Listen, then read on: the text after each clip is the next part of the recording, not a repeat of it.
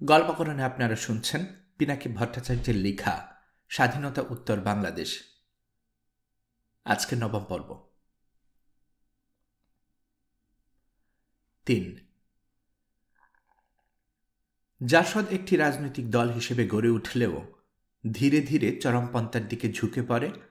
কার্যকর বিরোধী দলের অনুপস্থিতিতে জাসদের পক্ষে জনসমর্থন সৃষ্টি হয়েছিল। নানা দিক থেকে বিভিন্ন রাজনৈতিক চিন্তার লোক এসে দলে দলে জাসদে যোগ দিল। তবে ৬০-এর দশক থেকে সিরাজপন্থীরাও স্বাধীনতা ও সমাজতন্ত্রের যে স্বপ্ন লালন করত, মুক্তিযুদ্ধ পরবর্তী সময়ে অনেকের কাছে সে স্বপ্নের কোনো মূল্য ছিল না। কেউ এ দলে যোগ দিয়েছিলেন মতাদর্শের প্রতি আকৃষ্ট হয়ে, কেউ এটা তৈরি এবং জনপ্রিয় প্ল্যাটফর্ম পেয়ে তাতে ঢুকে পড়েছিলেন নিজস্ব মতবল নিয়ে, কেউ বা এসেছিলেন শুধু শেখ মুজিব ও আওয়ামী লীগের বিরোধিতা করার জন্য। দ্রুত জনপ্রিয় হবার জন্য জাসদের নেতৃত্ব বাছবিচার না করেই সবাইকে দলে স্বাগত জানিয়েছিল। ৭৩-এর ৩ সেপ্টেম্বর ডাকসু নির্বাচন অনুষ্ঠিত হয়। মুজিববাদী ছাত্রলীগ ও ছাত্র ইউনিয়ন যৌথ প্যানেল দেয়। তাদের প্যানেলে সহসভাপতি ও সাধারণ সম্পাদক প্রার্থী ছিলেন যথাক্রমে নূর উল আলম লেলিন ছাত্র ইউনিয়ন এবং ইসমত কাদির গামা ছাত্রলীগ। এর বিপরীতে জাসদ সমর্থিত ছাত্রলীগের সহসভাপতি ও সাধারণ সম্পাদক পদে প্রার্থী ছিল আফম মাহবুবুল হক ও জহুর হোসেন। ভোট গণনার সময় দেখা যায় মাহবুব জহুর পরিষদ বিপুল ভোটে জিতে যাচ্ছে। হলগুলোতেও একই অবস্থা। এমনকি জাসদ ছাত্রলীগ জিতে গেছে দেখে রোকেয়া হলের প্রভোস্ট অধ্যাপক নীলিমা ইব্রাহিম ফল ঘোষণা করতে গড়িমসি করেন। সন্ধ্যায় ভোট গণনা যখন প্রায় শেষ, তখনই ঘটল অঘটন। লেলিন গামা পরিষদের সমর্থকেরা গুলি ছুড়ে ও বোমা ফাটিয়ে ব্যালট বাক্স ছিনতাই করে নিয়ে গেল। ঢাকা বিশ্ববিদ্যালয়ের ইতিহাসে এমন ঘটনা এর আগে কখনো ঘটেনি। পরদিন ছাত্র ইউনিয়ন পত্রিকা বিবৃতি দিয়ে জানায়, জাসদ সমর্থিত ছাত্রলীগের ছেলেরাই ব্যালট বাক্স হাইজ্যাক করেছে। প্রত্যক্ষদর্শীরা বলে, শেখ মুজিবুরের বড় ছেলে শেখ কামাল মুখে কাপড় বেঁধে এই ব্যালট বাক্স ছিনতাইয়ের নেতৃত্ব দেন। ঢাকা বিশ্ববিদ্যালয়ের উপাচার্য অধ্যাপক মুজাফর আহমেদ চৌধুরীর কাছে এ নিয়ে অভিযোগ জানালে তিনি কোনোরকম ব্যবস্থা নিতে অপারগতা প্রকাশ করেন। কিছুদিনের মধ্যেই তিনি একটা টেকনোক্রেট মন্ত্রী হিসেবে সরকারে যোগ দেন এবং শিক্ষা মন্ত্রণালয়ের দায়িত্ব পান। ৭৪-এর শুরু থেকে সরকারের বিরুদ্ধে সর্বাত্মক আন্দোলন গড়ে তোলার পরিকল্পনা করে জাসদ। ১৭ মার্চ পল্টনে জাসদের উদ্যোগে এক জনসভা অনুষ্ঠিত হয়। তাতে জলিল ও রব অত্যন্ত জ্বালাময়ী বক্তৃতা দেন। এ সভায় জাসদের সভাপতি মেজর অবসরপ্রাপ্ত এম.এ. জলিল প্রাথমিক কর্মসূচি হিসেবে স্বরাষ্ট্রমন্ত্রীর বাসভবন ঘেরাও এর কথা ঘোষণা করেন। এ সভায় জাসদের সাধারণ সম্পাদক আসমা আব্দুর রব ঘেরাও এর চূড়ান্ত কর্মসূচি হিসেবে ৮ এপ্রিলের মধ্যে রক্ষী বাহিনীকে অস্ত্রশস্ত্র সমেত ব্যারাক ও ক্যাম্প ছেড়ে চলে আসার অনুরোধ জানান। অন্যথায় এরপরে কোনো গুলি চললে দেশে আগুন জ্বলবে বলে হুঁশিয়ারি করে দেওয়া হয়। তিনি বলেন, আজ থেকে ডাইরেক্ট অ্যাকশন শুরু হলো। তিনি কৃষকদের লেভি প্রদান করে বিরত থাকতে বলেন এবং যারা আগামীকাল থেকে লেভি আদায় করতে যাবেন তাদের মাথায় রেখে দেওয়ার কথা বলেন। তিনি প্রথমে গ্রাম থেকে গণপিটুনি শুরু করার আহ্বান জানান। তাছাড়া সরকারের নৈরাজ্য ও নির্যাতনের অবসরকল্পে শোষক শ্রেণীর এজেন্টদের ঘেরাও এর দাবি সম্বলিত এক প্রস্তাব গ্রহণ করে জাসদ ঢাকা থেকে এর ঘেরাও অভিযান শুরুর কথা বলে। রেডক্রসের চেয়ারম্যান, মহল্লার ত্রাণ কমিটির চেয়ারম্যান, বেআইনি গাড়ি বাড়ি জমি সম্পত্তি দখলদার, রাষ্ট্রীয় বাণিজ্য সংস্থা, ভুয়া লাইসেন্সধারী, সরকারি আমদানি রপ্তানি নিয়ন্ত্রকের অফিস, মুক্তিযোদ্ধা কল্যাণ ট্রাস্ট, কৃষি উন্নয়ন কর্পোরেশন, কেন্দ্রীয় কারাগার, সচিবালয়, পরিকল্পনা কমিশন, মন্ত্রী, উপমন্ত্রী, সংসদ সদস্যদের অফিস ও বাসগৃহ, রেডিও, টিভি ও সরকার নিয়ন্ত্রিত সংবাদপত্র, রক্ষী বাহিনীর কার্যালয় এবং সরকারি ও আধা সরকারি প্রতিষ্ঠানসমূহ ঘেরাও করাকেও এ কর্মসূচির অন্তর্ভুক্ত বলে ঘোষণা করা হয়। জনতা উত্তেজিত হয়ে ওঠে। সভা শেষ হতে না হতেই এক বিশাল মিছিল মন্ত্রীপাড়া মিন্টো রোডের দিকে রওনা হয়। মিছিলের প্রথম সারিতে ছিলেন মেজর জলিল ও রব। মিছিল গিয়ে থামে স্বরাষ্ট্রমন্ত্রী ক্যাপ্টেন মনসুর আলীর বাড়ির সামনে। মুহুর্মুহু স্লোগান চলতে থাকে। কয়েক ট্রাক বোঝাই রক্ষী বাহিনী আর পুলিশ এসে উপস্থিত হয়। হঠাৎ গোলাগুলি শুরু হয়। এতে অনেকেই হতাহত হন। সরকারি প্রেস নোটে বলা হয় ৩ জন নিহত আর ১৮ জন আহত হয়েছেন। তবে পরবর্তী সময়ে পুলিশের ঊর্ধ্বতন কর্মকর্তা স্বীকার করেন ৪০ থেকে ৫০ জনের মৃতদেহ রক্ষী বাহিনী ট্রাকে করে সরিয়ে ফেলে। কে প্রথম গুলি চালিয়েছিল সেটা নিয়ে দুরকম বক্তব্য জাসদের পক্ষ থেকে পাওয়া যায়। সেদিন জাসদের কেন্দ্রীয় এক নেতা বলেন, গুলি প্রথমে জাসদের লোকেরাই করেছিল এবং গণবাহিনীর নেতা হাসানুল হক ইনু গুলিটা করেছিলেন। আরেক পক্ষ থেকে বলে, ছাত্রনেতা আফম মাহবুবুল হক স্টেনগান থেকে ব্লাস্ট ফায়ার শুরু করেন। তবে সেখানে প্রহরারত বিডিআরের একজন মেজর ও রক্ষী বাহিনী, পুলিশ ও বিডিআরের মিলিত বাহিনীর নিরাপত্তার অধিনায়ক ঢাকার তৎকালীন ডিআইজি রকিব খন্দকারের ভাষ্য একেবারেই ভিন্ন। যখন ঊর্ধ্বতন এই পুলিশ কর্মকর্তা জাসদ নেতাকর্মীদের বুঝিয়ে ফেরত পাঠানোর চেষ্টা করছিলেন, তখন ঘটে এক নাটকীয় ঘটনা। রক্ষী বাহিনীর এক তরুণ লিডার মেশিনগান হাতে জিপ থেকে নেমে চিৎকার করে বলে, রক্ষী বাহিনী, তোমরা এখনো চুপ করে দাঁড়িয়ে দেখছো কি? গুলি চালাও। বলেই নিজের মেশিনগান থেকে বৃষ্টির মতো গুলি বর্ষণ শুরু করেন তিনি। তবে জাসদের পক্ষ থেকে দায় কেন নিজেদের উপর নিয়ে একে অন্যের দিকে এভাবে কাদা ছোড়াছুড়ি হয়েছিল তা বোধগম্য নয়। তবে এমন কাদা ছোড়াছুড়ির ঘটনা থেকে বোঝা যায় জাসদ শুরুতেও নেতৃত্বের লড়াইয়ে বিভক্ত হয়ে পড়েছিল। এরপর দিনই জাসদের বিরুদ্ধে শুরু হয় দমনপীড়ন। সেদিন রাতেই পুলিশ জাসদের মুখপত্র দৈনিক গণকণ্ঠ পত্রিকার অফিসে হামলা করে এবং সম্পাদক কবি আল মাহমুদকে গ্রেফতার করে। ঢাকা বিশ্ববিদ্যালয়ের জাসদের নেতাকর্মীদের রুম ভাঙচুর ও লুটপাট হয়। পরদিন আব্দুর রাজ্জাকের নেতৃত্বে আওয়ামী লীগ তাদের মতে জাসদের দুষ্কৃতিকারীদের বিরুদ্ধে ঢাকায় মিছিল বের করে জাসদের অফিস পুড়িয়ে দেয়। গ্রেফতারের জন্য পুলিশ জাসদের নেতাকর্মীদের খুঁজতে থাকে। জাসদ থেকে প্রচারপত্র ছেপে ১৭ই মার্চের ঘেরাও আন্দোলনের যুক্তি তুলে ধরে বলা হয়, এটা হচ্ছে কিউবার বিপ্লবের ১৯৫৩ সালের মনকাদা দুর্গ আক্রমণের অনুরূপ। জাসদ প্রচলিত পার্লামেন্টারি রাজনীতিকে অন্তঃসারশূন্য মনে করত এবং প্রচলিত এই রাজনীতিকে শুধু বর্জনই নয়, এটাকে চিরতরে নির্মূল করার স্বপ্ন দেখত। ৪ এর মধ্যে সিরাজুল আলম খানের সঙ্গে socialist unit centre of India যোগাযোগ হয়। এই দলটি নিজেদের ভারতের একমাত্র খাঁটি কমিউনিস্ট পার্টি বলে মনে করত। ১৯৭৩ সালের শেষ দিকে সিরাজুল আলম খান ভারতে যান এবং এসইউসিআই এর প্রধান নেতা শিবদাস ঘোষের সঙ্গে দেখা করেন। শিবদাস ঘোষ সিরাজুল আলম খানকে দারুণভাবে প্রভাবিত করেন।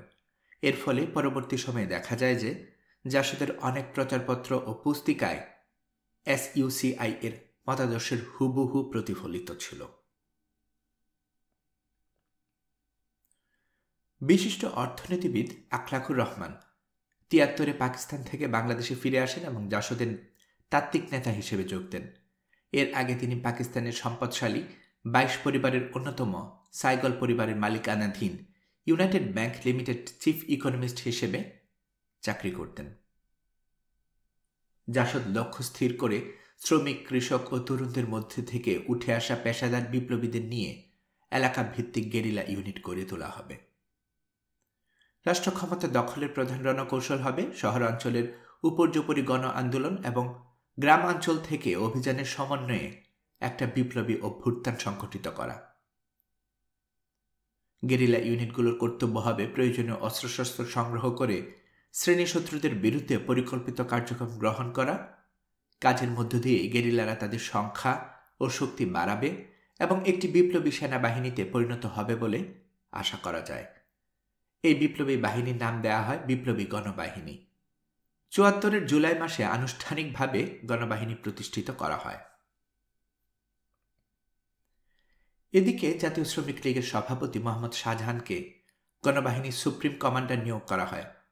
সাংগঠনিক কাঠামোতে গড়ে তোলা হয় অনেকটা সোভিয়েত ইউনিয়নের কমিউনিস্ট পার্টি ও তার নিয়ন্ত্রণাধীন লাল ফৌজের আদলে। লেফটেন্যান্ট কর্নেল অবসরপ্রাপ্ত আবু তাহেরকে গণবাহিনীর ফিল্ড কমান্ডার এবং জাতীয় কৃষক লীগের সাধারণ সম্পাদক হাসানুল হক ইনুকে ডেপুটি কমান্ডার হিসেবে নিযুক্ত করা হয়। এর মধ্যে কর্নেল তাহের সেনাবাহিনী ছেড়ে নদী উন্নয়ন বিষয়ক একটি সরকারি সংস্থায় যোগ দিয়েছেন। জাসদের সঙ্গে তাহেরের সংযোগ হয়েছিল কর্নেল তাহেরের ছোট ভাই আনোয়ার হোসেনের মাধ্যমে। আনোয়ার হোসেন সিরাজ শিকদারের দল করতেন।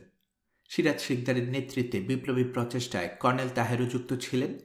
তাহের সিরাজ শিকদারের দলকে মুক্তিযুদ্ধের আগে জাতীয় মুক্তিযুদ্ধের নীতি কৌশল শেখাতেন। সে সময় সিরাজ শিকদার বলেন, তাহের যেহেতু একজন পেটি বোর্জোয়া সামরিক অফিসার, তাই তার কাছ থেকে কোনো সামরিক শিক্ষা নেওয়া যায় না। 1969 সালে সিরাজ শিকদারের সঙ্গে তাহের ও তার ছোট ভাইয়ের রাজনৈতিক সম্পর্কের ইতি ঘটে। 1971 সালের 20 জুলাই পাকিস্তানের থেকে পালিয়ে এসে আগস্ট মাসে তাহের মুক্তিযুদ্ধে যোগ দিয়েছিলেন এবং 11 নম্বর সেক্টরের দায়িত্ব নিয়েছিলেন। মুক্তিযুদ্ধে বীরত্বপূর্ণ লড়াইয়ে তিনি একটি পা হারান। 1972 সালের এপ্রিল মাসে নকল পা লাগিয়ে তাহের বাংলাদেশে ফিরে এলে কর্নেল ওসমানী তাকে নিয়োগ দেন অ্যাডজুটেন্ট জেনারেল হিসেবে। জাসদের নীতি কৌশল কর্নেল তাহেরকে ব্রিফ করার দায়িত্ব পান হাসানুল হক ইনু। কর্নেল তাহের তার নারায়ণগঞ্জের বাসায় ইনুর সঙ্গে দীর্ঘ আলোচনার পর তিনি জাসদে যোগ দেন এবং যদিও সে সময় তিনি সরকারি চাকরিতে ছিলেন। সিরাজুল আলমপন্থীদের উদ্দেশ্য করে শেখ মুনিপন্থীরা ব্যঙ্গাত্মক স্লোগান দিতেন, হো হো মাও মাও চিনে যাও ব্যাং খাও। সেই স্লোগানের কথায় বাস্তব হল নারায়ণগঞ্জে কর্নেল তাহেরের বাসায়। হাসানুল হক ইনুর সাথে দীর্ঘ রাজনৈতিক আলোচনার এক পর্যায়ে কর্নেল তাহেরের সহধর্মিনী বেগম লুৎফা তাহের সোনা ব্যাঙের পা ভেজে ইনুকে আপ্যায়িত করেছিলেন। যদিও এই সুখাদ্যটি খাওয়া কর্নেল তাহের চীন থেকে শেখেননি, তিনি আমেরিকায় কমান্ডো ট্রেনিং করতে গিয়ে শিখেছিলেন। সেনাবাহিনী থেকে পদত্যাগ করে ক্যান্টনমেন্ট থেকে বেরিয়ে এসেও পুরোপুরি ক্যান্টনমেন্ট ছাড়েননি অবসরপ্রাপ্ত কর্নেল তাহের। তিনি সেনাবাহিনীর নন কমিশন অফিসার ও সৈনিকদের মধ্যে সক্রিয় গোপন সংগঠন বিপ্লবী সৈনিক সংস্থার উপর বিপুল প্রভাব বিস্তার করেছিলেন। 1973 সালে মাহবুবুর রহমানের নেতৃত্বে সেনাবাহিনীর ভেতর গঠন করা হয় বিপ্লবী সৈনিক সংস্থা। স্বাধীনতার যুদ্ধে মাহবুবুর রহমান ছিলেন একজন বীর মুক্তিযোদ্ধা। পাকিস্তানের পেশোয়ার ক্যান্টনমেন্ট থেকে সপরিবারে দেশে ফিরে এসে তিনি টাঙ্গাইলে কাদের সিদ্দিকীর সঙ্গে মুক্তিযুদ্ধে অংশ নেন। বাংলাদেশের উত্তরাঞ্চলে তিনি বিভিন্ন এলাকায় কোম্পানি কমান্ডার হিসেবে মুক্তিযুদ্ধ করেন। তাহের গোপনে গোপনে সৈনিকদের মধ্যে ছড়িয়েছিলেন বিপ্লবের মন্ত্র, আর্মিকে গণমুখী করার মন্ত্র, আশা দিয়েছেন এমন এক আর্মি গড়ার যেখানে সৈনিকরা অফিসারদের মতো বেতন ও সুযোগ সুবিধা পাবে। স্বপ্ন দেখেছেন এমন এক আর্মির যেখানে হাবিলদারদের উপরে আর কোনো র্যাঙ্ক থাকবে না। যেসব সৈনিক তাহেরের দেয়া মন্ত্র, আশা ও স্বপ্ন বিশ্বাস করেছে তারা যোগ দিয়েছে তার বিপ্লবী সৈনিক সংস্থায়। এই সৈনিক সংস্থা বাংলাদেশের এক ক্রান্তিকালে ঐতিহাসিক ভূমিকা পালন করে। এদিকে আওয়ামী লীগের অনেক নেতাই তখন জীবনে প্রথমবারের মতো ক্ষমতা স্বাদ পেয়ে রীতিমতো উল্লসিত, অধৈর্য ও স্বেচ্ছাচারী হয়ে উঠেছেন। এর সঙ্গে যোগ হয়েছে তাদের রাষ্ট্রীয় সম্পদ নয়-ছয় করার ভয়ঙ্কর প্রবণতা। জাসদের কর্মীরা ছিলেন তরুণ, একগুঁয়ে ও প্রতিবাদী, ফলে সংঘর্ষ ছিল অনিবার্য। জাসদের নেতাকর্মীদের উপর আওয়ামী লীগের নেতাকর্মীরা হামলা চালাতে থাকেন। সে সময় একদিন বরিশালে মেজর জলিলের উপরও আক্রমণ করা হয়। তিনি অল্পের জন্য প্রাণে বেঁচে যান। এরপর মেজর জলিলের উপর আরও একটি আক্রমণ হয়, তাতে তিনি এবং জাসদের আরও 8 জন কর্মী আহত হন। রক্ষী বাহিনী রাজশাহী শহরে জাসদের অফিসে হামলা চালায় এবং সবকিছু তছনছ করে দেয়। নানা জায়গায় জাসদের নেতাকর্মীদের হত্যা করা শুরু হয়। 73 সালে এসব সংঘর্ষে জাসদের 23 জন কর্মী নিহত হন বলে দলীয় সূত্রে জানা যায়। জাসদের নেতাকর্মীদের উপর নেমে এলো রক্ষী বাহিনীর নির্মম নির্যাতন। তাদের হাতে ধরা পড়লে জীবিত ফিরে আসার সম্ভাবনা ছিল খুবই কম। কতজনকে যে তারা গুলি করে বা পিটিয়ে মেরেছে তার কোনো হিসেব নেই। এনকাউন্টার শব্দটা তখনই চালু হয়। বেআইনি অস্ত্র নিয়ে পালিয়ে যাওয়ার সময় কিংবা আক্রমণ প্রতিহত করতে গিয়ে কতিপয় দুষ্কৃতিকারী নিহত হয়েছে। রক্ষী বাহিনীর এই বয়ান ছিল গদবাঁধা। জাসদ আশা করেছিল স্বরাষ্ট্রমন্ত্রীর বাসভবনের সামনে সৃষ্ট ঘটনাবলীর একটা স্ফুলিঙ্গ ঘটাবে।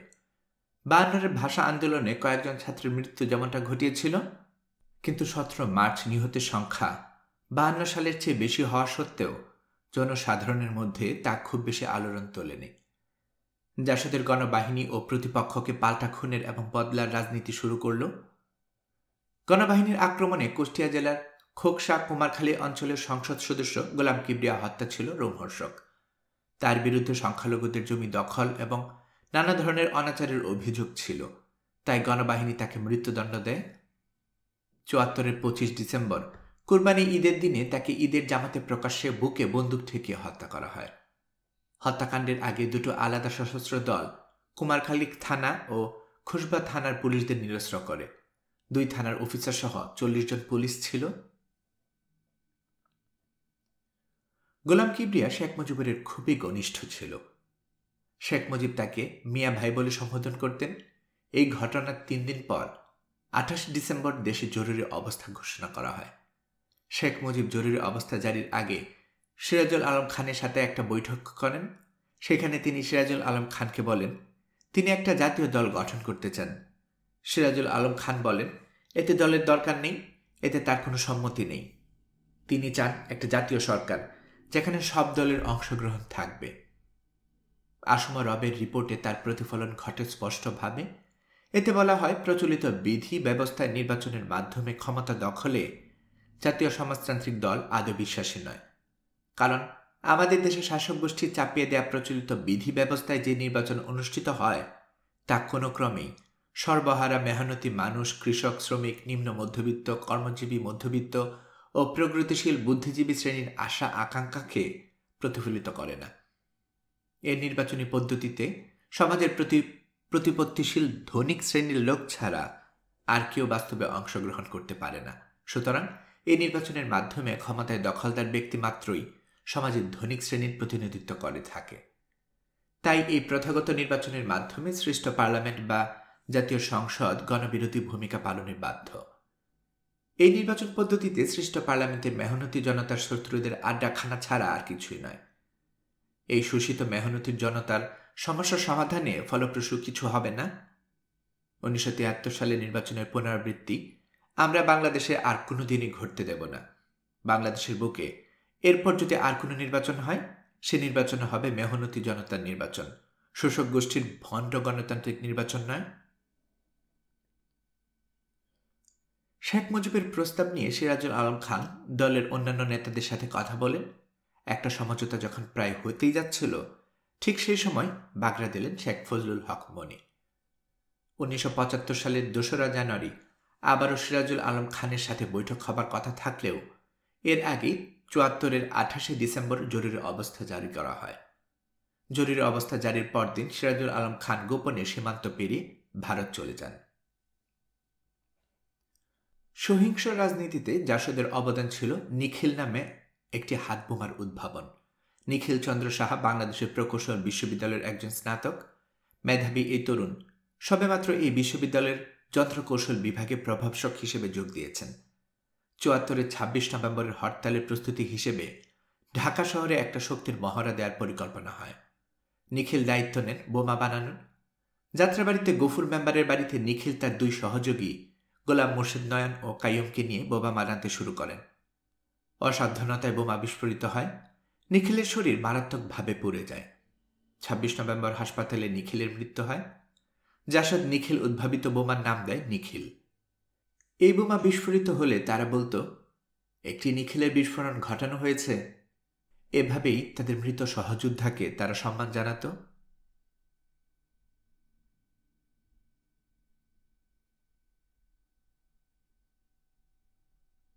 ষোলো অধ্যায়। ভারত বাংলাদেশ 25 বছরের চুক্তি। 1972 সালে 12 মার্চ বাংলাদেশ থেকে ভারতীয় সেনাবাহিনী আনুষ্ঠানিকভাবে প্রত্যাহার করার মাত্র কদিন পরেই 17 মার্চ সদ্য স্বাধীন বাংলাদেশের মাটিতে ইন্দিরা গান্ধীকে সাদর সম্ভাষণ জানানো হয় এবং 2 দেশ যুক্ত ইশতেহারে ও মৈত্রী চুক্তিতে স্বাক্ষর করেন। 2 দেশের 2 নেতা স্বাক্ষর করেন নবায়নযোগ্য একটি 25 বছর মেয়াদী মৈত্রী, সহযোগিতা ও শান্তি চুক্তি। চুক্তিপত্র স্বাক্ষরিত হয় উভয় দেশের সাধারণ আদর্শ, শান্তি, গণতন্ত্র, সমাজতন্ত্র, ধর্মনিরপেক্ষতা ও জাতীয়তাবাদের ভিত্তিতে। প্রস্তাবনায় 10টি মৌলিক উদ্দেশ্য ও 12টি অনুচ্ছেদ ছিল। চুক্তির প্রস্তাবনায় উপরোক্ত আদর্শসমূহ অর্জনে দুই দেশে সম্মিলিত সংগ্রামের প্রতি যথাযথ শ্রদ্ধা নিবেদন করে সম্ভাব্য সকল রকমের পারস্পরিক সহযোগিতার ভিত্তিতে উভয় দেশের সীমান্তকে চিরন্তন শান্তি ও বন্ধুত্বের প্রতীক হিসেবে চিহ্নিত করার দৃঢ় প্রত্যয় ব্যক্ত করা হয়। এই চুক্তিতে বলা হয়, আন্তর্জাতিক সমস্যায় উভয় পক্ষের স্বার্থে তারা পরস্পরের সঙ্গে নিয়মিত যোগাযোগ রক্ষা করে চলবে এবং সর্বপর্যায়ে বৈঠক আহ্বান করে সে ব্যাপারে মত বিনিময় করবে। উভয় পক্ষ প্রধান প্রধান অর্থনৈতিক, বৈজ্ঞানিক ও কারিগরি ক্ষেত্রসমূহে পারস্পরিক স্বার্থ সংশ্লিষ্ট বিষয়ে তাদের বন্ধু ভাবাপন্ন সম্পর্কের পরিসর বিস্তৃত করার পদক্ষেপ নেবে। দুই দেশের মধ্যে বাণিজ্য, পরিবহন এবং যোগাযোগ খাতে সহযোগিতা বৃদ্ধি করে পরস্পরের স্বার্থ রক্ষা করার কথা বলা হয়। উভয় পক্ষ সাহিত্য, শিল্পকলা, শিক্ষা, সংস্কৃতি, ক্রীড়া ও স্বাস্থ্য বিষয়ে তাদের সম্পর্ক উন্নয়নের প্রচেষ্টা অব্যাহত রাখবে। বন্যা নিয়ন্ত্রণ, নদী সমতল উন্নয়ন, জলবিদ্যুৎ ও সেচ ব্যবস্থার উন্নয়নে যৌথ সমীক্ষা চালাবার ব্যাপারে উভয় পক্ষ কাজ করবে। এছাড়াও বলা হয় যে কোনো পক্ষ অপর পক্ষের সঙ্গে বিবাদরত কোনো শক্তির সাথে সামরিক মৈত্রী স্থাপন করা থেকে বিরত থাকবে, একে অপরের উপর কোনো আগ্রাসনমূলক তৎপরতা পরিচালনা করবে না এবং নিজ ভূখণ্ডে এমন কোনো সামরিক আয়োজনে ব্যস্ত থাকবে না যা অপর পক্ষের জন্য সামরিক ক্ষতি বা নিরাপত্তার উপর হুমকি হয়ে দাঁড়াতে পারে। উভয় পক্ষ অপর পক্ষের সঙ্গে সশস্ত্র সংগ্রামে যে কোনো তৃতীয় পক্ষকে সহযোগিতা দান থেকে বিরত থাকবে। কোনো পক্ষ এই চুক্তির পরিপন্থী হয় এমন কোনো বিষয়ে এক বা একাধিক দেশের সঙ্গে প্রকাশ্যে বা গোপনে যে কোনো রকমের অঙ্গীকার প্রদান থেকে বিরত থাকবে। এই চুক্তি ছাড়াও যৌথ ইশতেহারে দুই দেশের সম্পর্কের বিষয়ে কয়েকটি গুরুত্বপূর্ণ সিদ্ধান্ত অন্তর্ভুক্ত ছিল। দুই দেশের প্রধানমন্ত্রী ঘোষণা করেন যে ভারত মহাসাগর অঞ্চলকে বৃহৎ শক্তিসমূহের দ্বন্দ্ব ও সামরিক প্রতিযোগিতা থেকে মুক্ত রাখতে হবে এবং উভয় পক্ষ ভারত মহাসাগরকে একটি পারমাণবিক অস্ত্রমুক্ত অঞ্চল হিসেবে বহাল রাখার প্রচেষ্টা চালাবে। স্থগিত ট্রানজিট পুনর্বহাল এবং সীমান্ত বাণিজ্য সম্পর্কে চুক্তি বাস্তবায়ন করা হয়।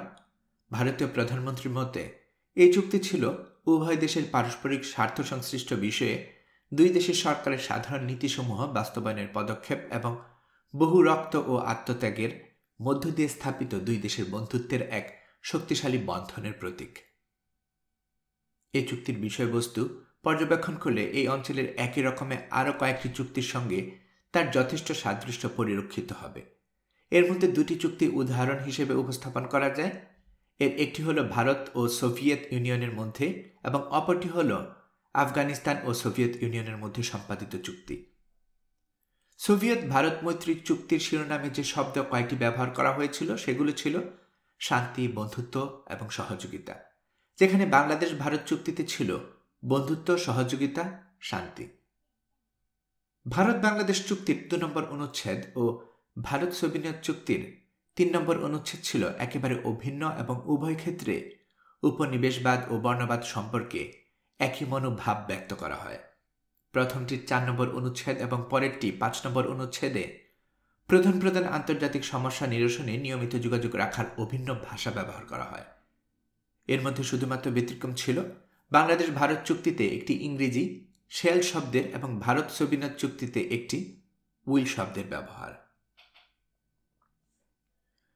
বাংলাদেশ ভারত চুক্তির 5 নম্বর অনুচ্ছেদ এবং ভারত সোভিয়েত চুক্তির 6 নম্বর অনুচ্ছেদে উল্লেখিত অর্থনীতি, বিজ্ঞান ও কারিগরি, বাণিজ্য, পরিবহন ও যোগাযোগের সংস্থান বিষয়ে সহযোগিতার ক্ষেত্রগুলোর বিবরণ ছিল সম্পূর্ণ অভিন্ন।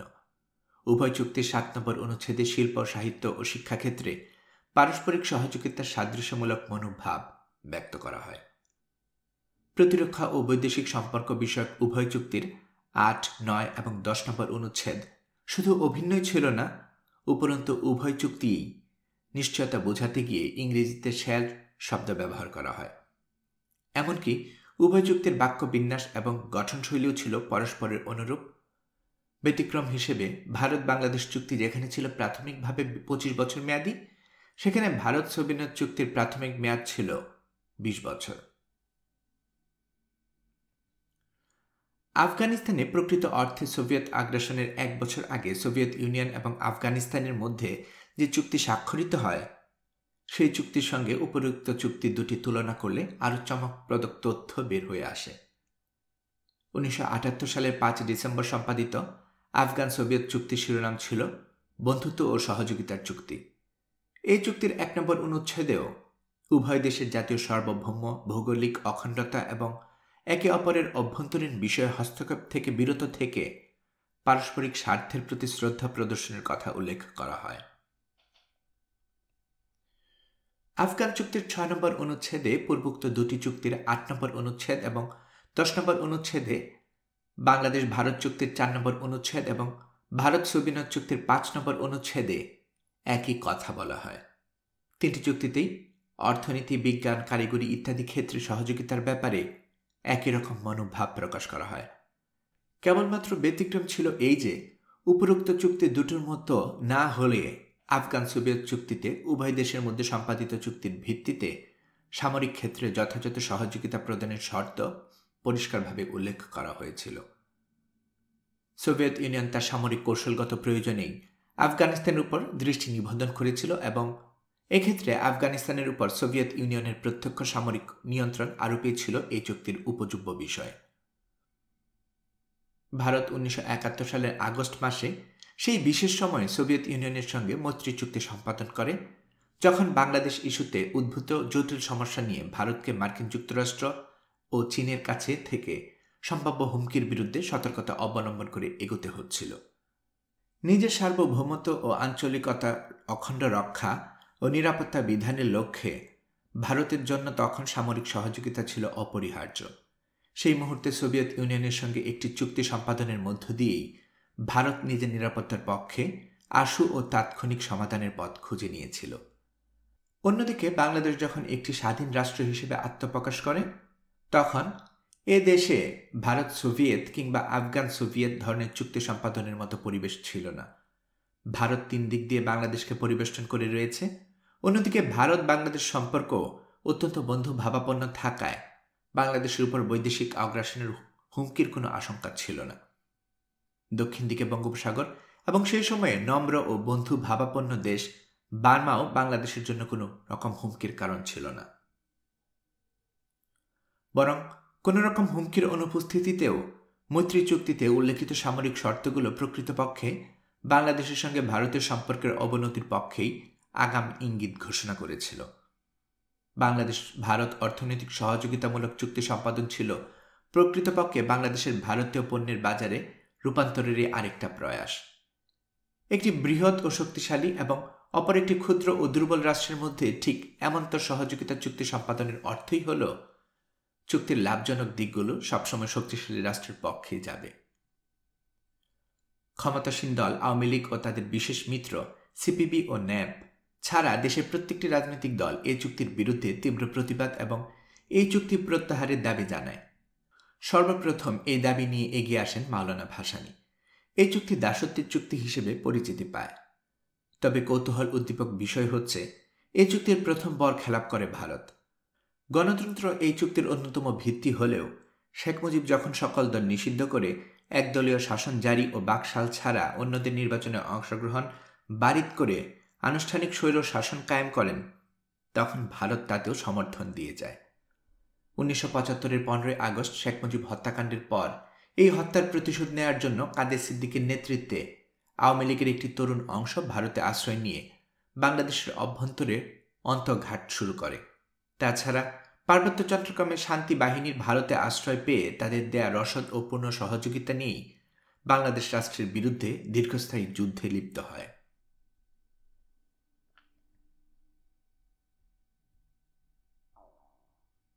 সতেরো অধ্যায়। ফারাক্কা ব্যারেজ, বাংলাদেশের মরণবাদ। 1। বর্ষার মাঝামাঝি পদ্মায় ইলিশ মাছ ধরার মৌসুম চলিছে। দিবারাত্রি কোনো সময়ে মাছ ধরিবার কামাই নাই। সন্ধ্যার সময় জাহাজ ঘাটে দাঁড়াইলে দেখা যায় নদীর বুকে শত শত আলো অনির্বাণ জোনাকের মতো ঘুরিয়া বেড়াইতেছে। জেলে নৌকায় আলো ওগুলো, সমস্ত রাত্রি আলোগুলো এমনভাবে নদী বক্ষের রহস্যময় ম্লান অন্ধকারে দুর্বুদ্ধ সংকেতের মতো সঞ্চালিত হয়। একসময় মাঝরাত্রি পার হইয়া যায়। শহরে, গ্রামে, রেল স্টেশনে ও জাহাজ ঘাটে শ্রান্ত মানুষের চোখ বুজিয়া ঘুমাইয়া পড়ে। শেষ রাত্রে ভাঙা ভাঙা মেঘে ঢাকা আকাশে ক্ষীণ চাঁদটি ওঠে। জেলে নৌকার আলোগুলো তখনও নেভে না। নৌকার খোল ভরিয়া জমিতে থাকে মৃত সাদা ইলিশ মাছ। লণ্ঠনের আলোয় মাছের আঁশ চকচক করে, মাছের নিষ্পলক চোখগুলোকে স্বচ্ছ নীলাপমণির মতো দেখায়। অমর কথা সাহিত্যিক মানিক বন্দ্যোপাধ্যায় বর্ষায় পদ্মা নদীর মাঝিদের জীবনে এভাবে চিত্রিত করেছিলেন। পদ্মা বাংলাদেশের অন্যতম প্রধান নদী, হিমালয়ের উৎপন্ন গঙ্গা নদীর প্রধান শাখা এবং বাংলাদেশের দ্বিতীয় দীর্ঘতম নদী। পদ্মা নদীকে ঘিরে পরিবেশ, প্রকৃতি আর এই অঞ্চলের মানুষের জীবনযাত্রা এক বিশিষ্ট রূপ নিয়েছিল। সেই নদী আজ প্রায় মৃত। উত্তাল জলরাশির জায়গায় শুধু ধুধু বালুচল। আজ আর জাহাজ ঘাটে দাঁড়াইলে নদীর বুকে শত শত আলো অনির্বাণ জোনাকির মতো ঘুরাইয়া বেড়াইতে দেখা যায় না। কোনো আলোই নদীবক্ষের রহস্যময় ম্লান অন্ধকারে দুর্বুদ্ধ সংকেতের মতো সঞ্চালিত হয় না। শেষ রাতে ভাঙা ভাঙা মেঘে ঢাকা আকাশে ক্ষীণ চাঁদটি উঠলেও জেলে নৌকার আলো আর দৃশ্যমান হয় না। নদীর খোল ভরে জমতে থাকে না মৃত সাদা ইলিশ মাছ। ভারত ভাগের পর পশ্চিমবঙ্গ হঠাৎ করেই তার আয়ের মূল উৎস পূর্ব বাংলার উর্বর ভূমি হারায়। বাংলার সবচেয়ে সমৃদ্ধ অঞ্চল ছিল পূর্ব বাংলা। যোগাযোগের জন্য নদী ব্যবস্থা, কাঁচামালের জন্য উর্বর ভূমি, শিল্পের জন্য চা, পাট সবকিছুই ভাগে পড়ে মূলত পূর্ববঙ্গের। 1950 সালেও পশ্চিমবঙ্গের আয় ছিল ভারতের সর্বোচ্চ, কিন্তু 1966 সালেও মাথাপিছু আয় দাঁড়ায় ভারতের গড় আয়ের চেয়েও অনেক কম এবং জাতীয়ভাবে অষ্টম। 1967 থেকে 68 সালে পশ্চিমবঙ্গের বাঙালিদের মধ্যে দারিদ্র্যের হার শতকরা 80% বেড়ে যায়। বাণিজ্য কেন্দ্র ও প্রধান সমুদ্র বন্দরনগরী হিসেবে কলকাতা নির্ভরশীল ছিল হুগলি নদীর উপর। বড় বড় জাহাজ চলাচলের জন্য এই নদী দেশভাগের পর আর উপযোগী ছিল না। দশকের পর দশকের ধরে নিম্নগামী স্রোত অথবা মোহনার ঊর্ধ্বগামী জোয়ারবাহিত পলিতে হুগলি নদী বন্ধ ও রুদ্ধ হয়ে যায়। নদী খননের জন্য বিপুল পরিমাণ অর্থের প্রয়োজন ছিল, কিন্তু কেন্দ্রীয় সরকার তা দেয়নি। 60-এর দশকের শেষ দিকে হুগলি নদীতে এত বেশি পলি জমা হয় যে 26 ফুটের অধিক লম্বা জাহাজ আর বন্দরে প্রবেশ করতে পারত না। ব্রিটিশ আমলে যে বন্দর ভারতের প্রধান বন্দর ছিল, 1971 সাল নাগাদ সেই বন্দরের অবস্থান নেমে আসে 6ষ্ঠ স্থানে। অথচ কম বেশি 2 শতাব্দী ধরে ভারত মহাসাগরে সামুদ্রিক ব্যবসা বাণিজ্যে এই কলকাতা বন্দরই প্রভাব বিস্তার করেছিল। 1951 সালে পশ্চিমবঙ্গের মুখ্যমন্ত্রী ডাক্তার বিধানচন্দ্র রায় নির্বাচনে অত্যন্ত খারাপ ফল করেন।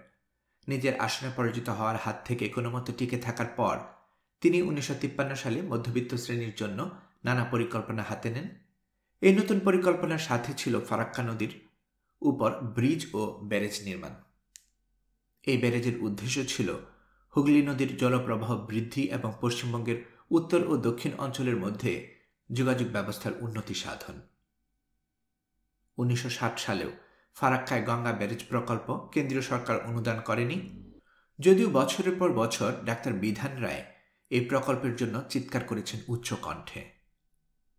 ডাক্তার বিধানচন্দ্র রায় এই প্রকল্পের প্রয়োজনীয়তা বোঝাতে গিয়ে প্রধানমন্ত্রী জওহরলাল নেহরুকে বলেছেন, এই পরিকল্পনা শুধু রাজ্যের অর্থনীতির জন্যই অত্যাবশ্যকীয় নয়, বরং কলকাতা বন্দরকে নির্বিঘ্ন করার জন্য অত্যাবশ্যক।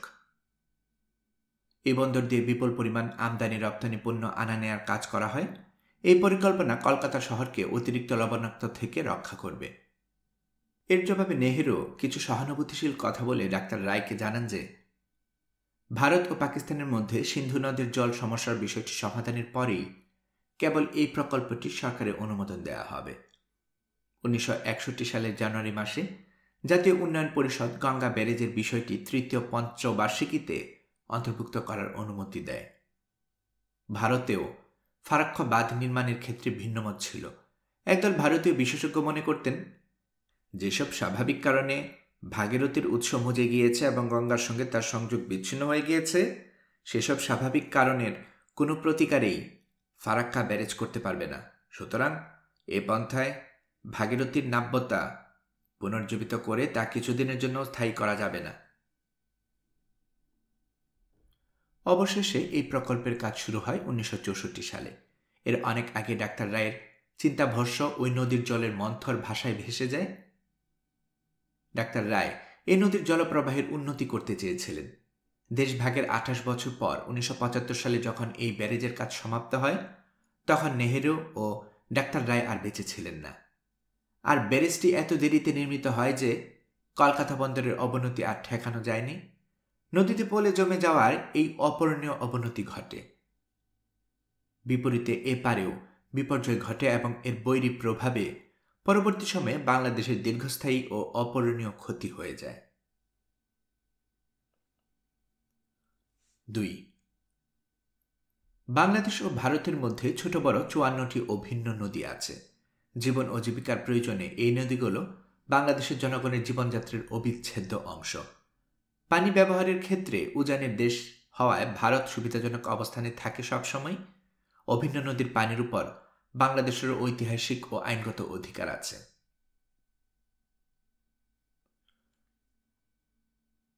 29 অক্টোবর 1951 সালে পাকিস্তান সরকার আনুষ্ঠানিকভাবে ফারাক্কা বাঁধ নির্মাণের পরিকল্পনায় তাদের উদ্বেগের কথা লিখিতভাবে ভারত সরকারকে জানায়। 8 মার্চ 1952-তে ভারত সরকার লিখিতভাবে উত্তর দেয়। তারা বলে, প্রকল্পটি এখন প্রাথমিক সমীক্ষামূলক পর্যায়ে আছে এবং আপনাদের উদ্বেগ অনুমান নির্ভর। অবশেষে প্রকল্পটি বাস্তবায়িত হয়েছে। যারা সে সময় প্রতিবাদ করেছিলেন তাদের সাথে আমাদের রাজনৈতিক বিচ্ছেদ হয়েছে এবং যারা উদ্বেগকে অনুমান নির্ভর বলে উত্তর দিয়েছিলেন তারাও স্বর্গবাসী হয়েছেন। কিন্তু পাকিস্তানের সেই উদ্বেগ অনুমান নির্ভর ছিল না। ভারতের তৎকালীন সেচমন্ত্রী ডক্টর কে.এল. রাও 1968 সালে মাঝামাঝি ফারাক্কা বিষয়ে পাকিস্তানের উদ্বেগের জবাবে বলেছিলেন, শেষ বিচারে গঙ্গা তো একটা ভারতীয় নদী। গঙ্গা যে একটা আন্তর্জাতিক নদী এবং এর পানিতে শুধু ভারতের হিস্সা নয়, যে ভূমিতে তা প্রবাহিত হয় তাদেরও হিস্সা আছে এবং এটাই আন্তর্জাতিক আইন। এটা এই রাজনীতিবিদ বিস্মিত হয়েছিলেন।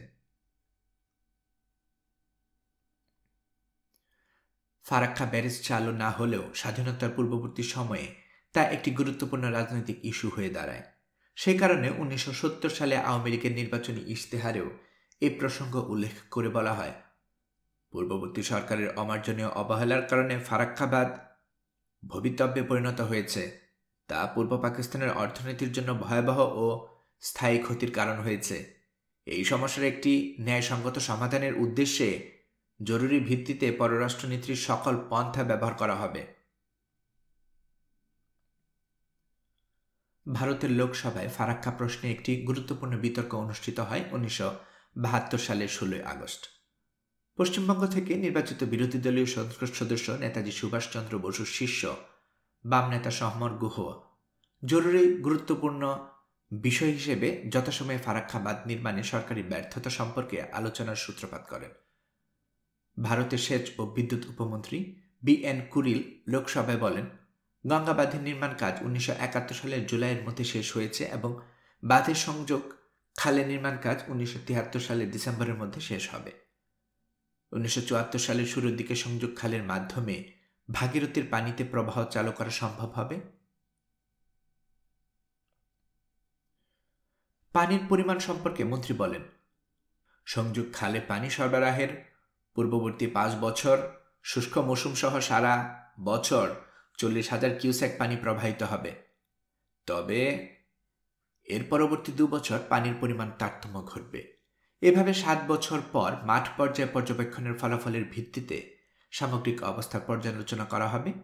বিবৃতি শেষ পর্যায়ে বাংলাদেশ প্রসঙ্গে মন্ত্রী উল্লেখ করেন, বাংলাদেশের বৈধ স্বার্থ রক্ষিত হবে এবং আমরা এমন কিছু করব না যাতে এ স্বার্থ লঙ্ঘিত হয়।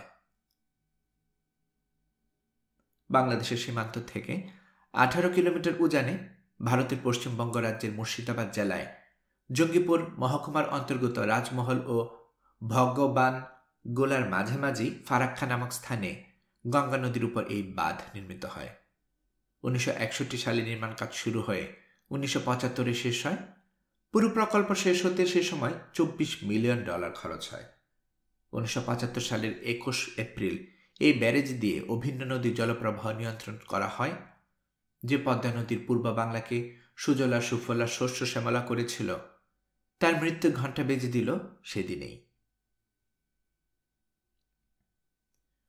ফারাক্কা নির্মাণের ফলে পদ্মা নদীর পানি প্রবাহ আশঙ্কাজনকভাবে হ্রাস পায়। হার্ডিং ব্রিজের নিচে 1910 সালের পদ্মার প্রস্থ ছিল 1600 মিটার আর 1915 সালে গভীরতা ছিল 248 ফুট। বর্তমানে প্রমত্তা নদী আর নেই, পায়ে হেঁটেও পার হওয়া যায়। এর বিরূপ প্রভাব পড়েছে বাংলাদেশের পরিবেশ ও প্রতিবেশের উপর। গঙ্গার প্রবাহ হ্রাসের কারণে নদীতে অধিক পরিমাণে পলি জমার ফলে এর জল পরিবহন ক্ষমতা কমে গেছে। খুলনা অঞ্চলে লবণাক্ততা বৃদ্ধি পেয়েছে।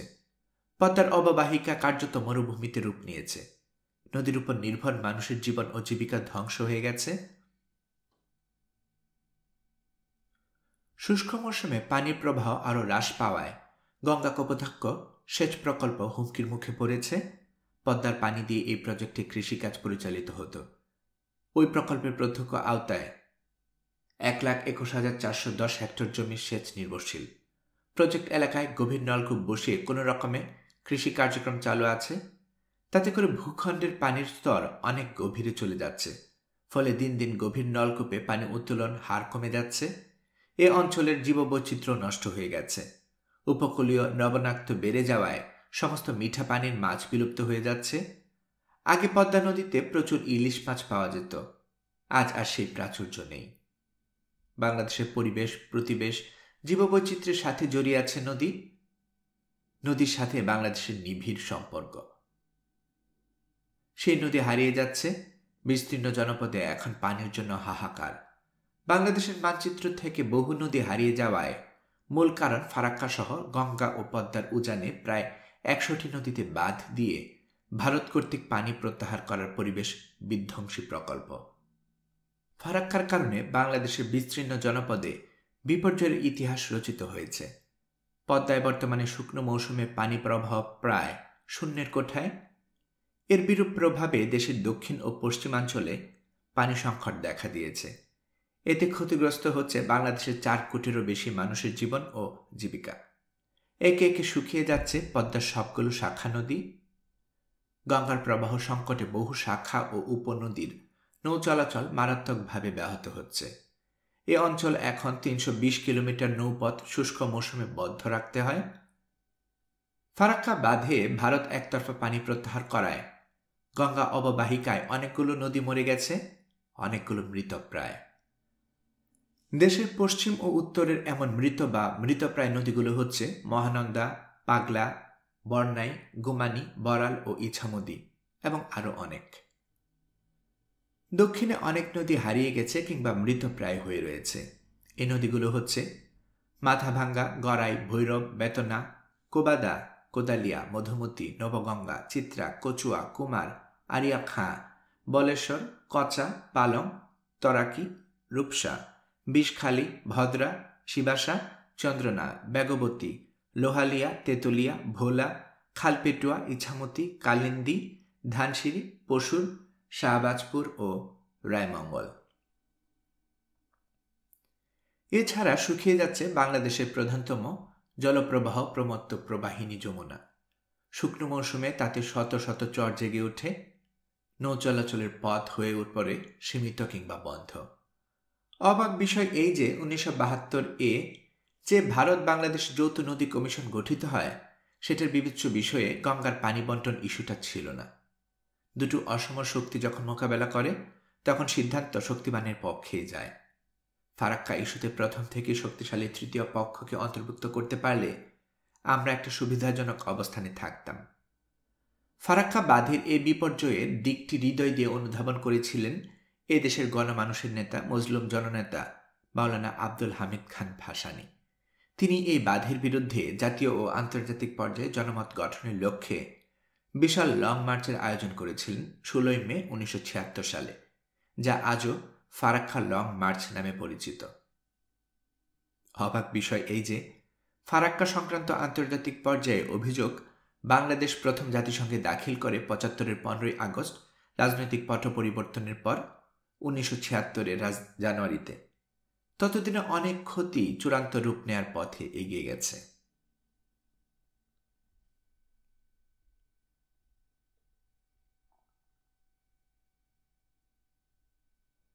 ১৮ অধ্যায়।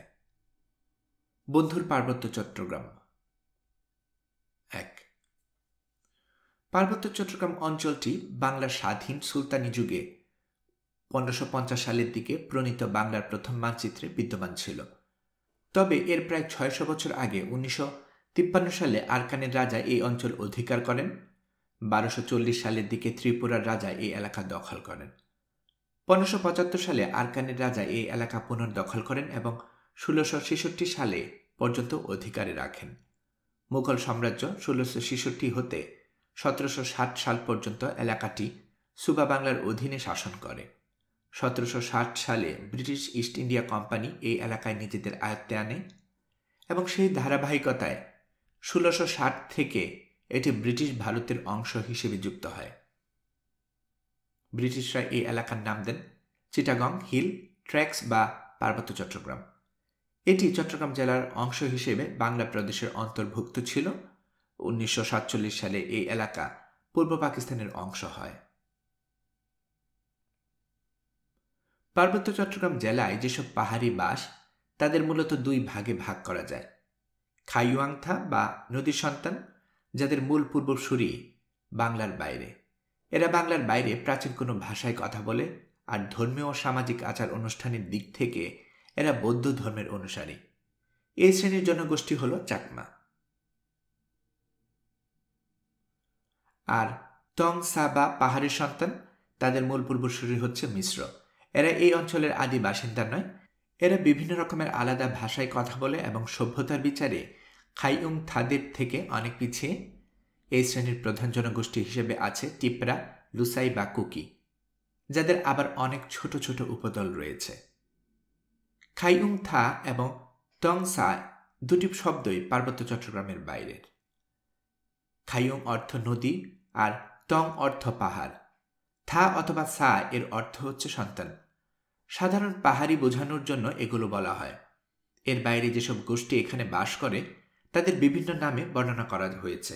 এদের ভাষা এবং জীবনধারায় কোনো নির্দিষ্ট সামঞ্জস্য নেই। প্রতিটি গোষ্ঠীর ভিন্ন বৈশিষ্ট্য রয়েছে। বাঙালিরা পাহাড়িদের দুটি ভাগে ভাগ করে থাকে। একটি হচ্ছে বন্ধু ভাবাপন্ন, যারা চট্টগ্রাম জেলার সীমান্ত এলাকার বেশ কাছাকাছি বাস করে। এদের বলা হয় জুম। আর বন্ধু ভাবাপন্ন নয় এমন বাকি সব পাহাড়ি গোষ্ঠী, যাদের প্রায়ই এক নামে কুকি বলে চালানো হয়। ভাষার পার্থক্যের কারণে এরা বাঙালিদের কাছে একেবারেই বোধগম্য নয়। পার্বত্য চট্টগ্রামের অধিবাসী হিসেবে ১৬৬৯ সালে প্রকাশিত রিপোর্টে চট্টগ্রামের তৎকালীন জেলা ম্যাজিস্ট্রেট ক্যাপ্টেন টমাস হারবার্ট লে উইনের মতে চট্টগ্রামের পাহাড়ের বসবাসকারী মানব গোষ্ঠীর বেশিরভাগই নিশ্চিতভাবে ২ পুরুষ আগে আরাকান অর্থাৎ পার্বত্য চট্টগ্রামের বাইরে থেকে এসেছে। আসলে ১৮২৪ সালে বার্মার, বর্তমান মিয়ানমার যুদ্ধে শরণার্থী হিসেবে এরা পার্বত্য চট্টগ্রামের বাইরে থেকে এখানে এসেছিল। শস্য সুফলা আরাকানের ব্রিটিশ ইস্ট ইন্ডিয়া কোম্পানির উপনিবেশিক সাম্রাজ্যে অন্তর্ভুক্তির মাধ্যমে এই যুদ্ধে শেষ হয়।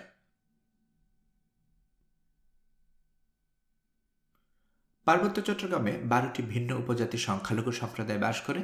এদের বেশিরভাগই ১৬ থেকে ১৯ শতকের মাঝামাঝি সময় এই অঞ্চলের বাইরে থেকে পার্বত্য চট্টগ্রামে এসে বসতি স্থাপন করে। ধারণা করা হয় সবচেয়ে আগে আসে চাকমা সম্প্রদায় এবং পাহাড়ি অঞ্চল অতিক্রম করে এসে ১৭ শতকের মধ্যেই তারা চট্টগ্রামের সমতল ভূমি থেকে শুরু করে সমুদ্র তীরবর্তী এলাকায় বাস করতে থাকে।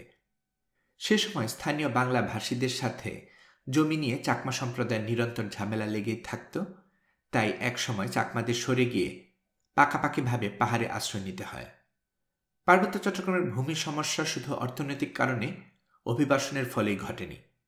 পার্বত্য চট্টগ্রাম ছিল ৩টি বৃহৎ আঞ্চলিক শক্তির মিলনস্থল।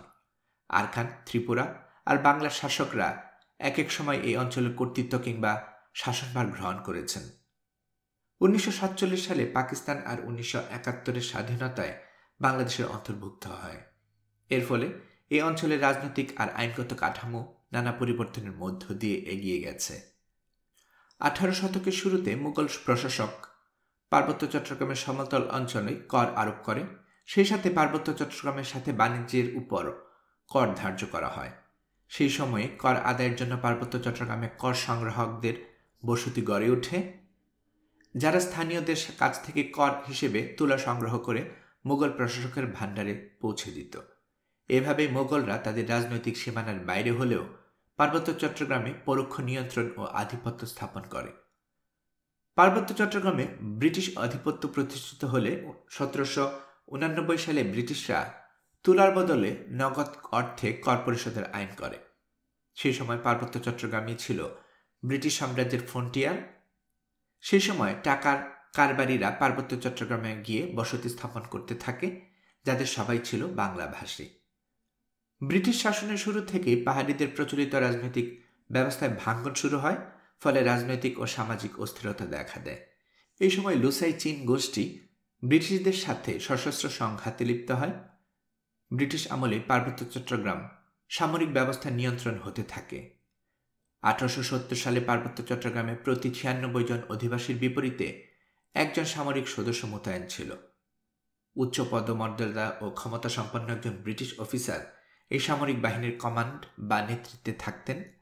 তিনি বিভিন্ন বিদ্যমান গ্রুপের মধ্যে শান্তি স্থাপন ও ফৌজদারি অপরাধের বিচারের দায়িত্ব পালন করতেন। কর আদায়ের ভার ছিল স্থানীয় গোত্র প্রধানের হাতেই।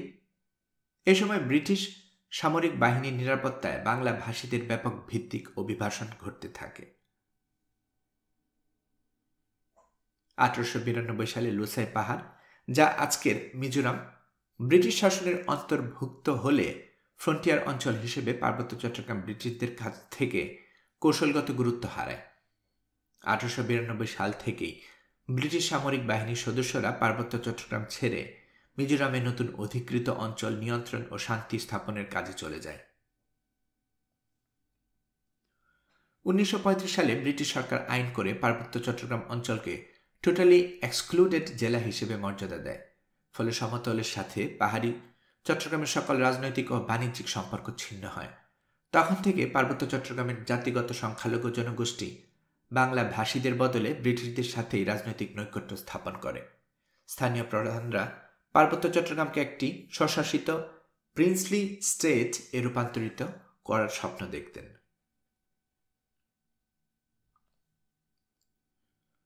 উপমহাদেশ থেকে ব্রিটিশদের বিদায়ের পূর্বে পার্বত্য চট্টগ্রামের অধিবাসীদের ধারণা ছিল তাদের এলাকা ভারত বা বার্মার অন্তর্ভুক্ত হবে, যে কারণে 1947 সালের 14 আগস্ট পূর্ব ও পশ্চিম পাকিস্তানের সর্বত্র পাকিস্তানি পতাকা উত্তোলিত হলেও 15 আগস্ট রাঙ্গামাটিতে ভারতীয় পতাকা এবং বান্দরবনে বার্মার পতাকা উত্তোলিত হয়।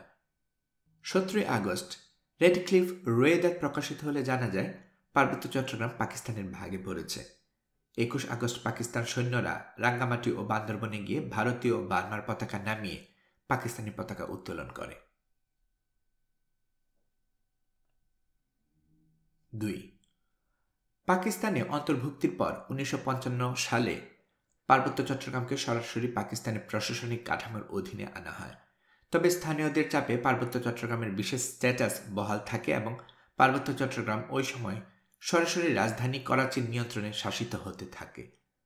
1958 সালে পাকিস্তানের সামরিক শাসন জারি করার পর থেকে পার্বত্য চট্টগ্রাম সমতলের বাসিন্দাদের জন্য ব্যাপকভাবে উন্মুক্ত হতে শুরু করে।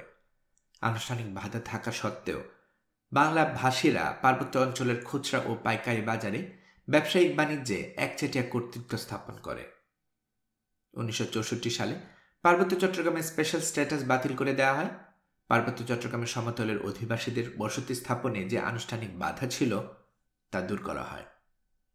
পাকিস্তান শাসকরা পার্বত্য চট্টগ্রামে জমির প্রলোভন দেখিয়ে সমতলের বাঙালিদের বসতি স্থাপনের প্রক্রিয়া শুরু করে। 1947 সালে পার্বত্য চট্টগ্রামে যে পাহাড়ি জনসংখ্যা ছিল শতকরা 97 ভাগ, 61 সালে তা কমে 85 ভাগে দাঁড়ায়। পাকিস্তান আমলে 1957 সালে মার্কিন যুক্তরাষ্ট্রের অর্থায়নে কাপ্তাই বাঁধ নির্মাণ শুরু হয় এবং 1962 সালে এর নির্মাণ কাজ সমাপ্ত হয়। ইন্টারন্যাশনাল ইঞ্জিনিয়ারিং কোম্পানি এবং ইউতা ইন্টারন্যাশনাল ইনকর্পোরেট 670.6 মিটার দীর্ঘ ও 54.7 মিটার উচ্চতার এই বাঁধটি নির্মাণ করে।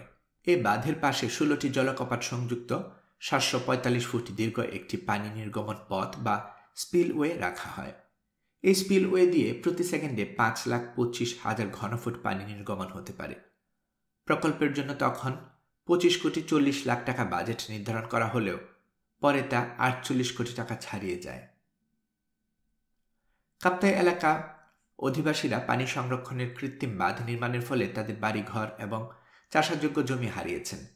40,000-এরও বেশি চাকমা অধিবাসী প্রতিবেশী দেশ ভারতে চলে যায়। জমি অধিগ্রহণ এই এলাকার বিরোধ ও সংঘর্ষের অন্যতম প্রধান কারণ হিসেবে বিবেচিত হয়ে আসছে। তাছাড়া বাঁধ নির্মাণের কারণে জীববৈচিত্র্য ব্যাপকভাবে ধ্বংস হয়েছে। বন্যপ্রাণী এবং তাদের আবাসস্থল ক্ষতিগ্রস্ত হয়। ভারত বরাবর মনে করত পার্বত্য চট্টগ্রামে যে নাগা ও মিজো সংগঠকরা লুকিয়ে আছে তারা পাকিস্তানের গোয়েন্দা সংস্থা ISI এর সহযোগিতায় কাজ করে। ভারতের স্বাধীনতার অব্যবহিত পরবর্তীকালে এর পাল্টা কর্মসূচি হিসেবে পূর্ব পাকিস্তানকে দেশটির রাজনৈতিক মূল অংশ থেকে বিচ্ছিন্ন করার কর্মসূচি নিয়ে এগিয়ে যেতে নিজস্ব গোয়েন্দাদের সবুজ সংকেত দেন ভারতীয় নীতি নির্ধারকরা।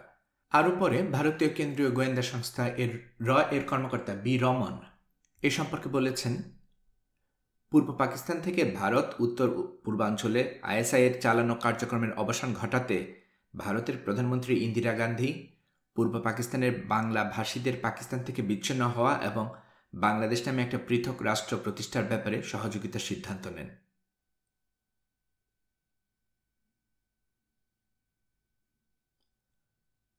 গল্পকরণে এতক্ষণ আপনারা শুনছিলেন বিশিষ্ট ব্লগার পিনাকি ভট্টাচার্যের লেখা স্বাধীনতা উত্তর বাংলাদেশের 9ম পর্ব। আমি নিয়মিতভাবে গল্প পাঠ করে আপনাদেরকে শোনাচ্ছি। গল্প পাঠ ভালো মনে করে থাকলে আমার এই গল্পটি আপনার বন্ধুবান্ধব প্রিয়জন সবার কাছে শেয়ার করবেন, তাতে করে তারা এই গল্পটি শোনার সুযোগ পাবে। আপনারা ভালো থাকবেন সে প্রত্যাশা এখানে বিদায় নিচ্ছে।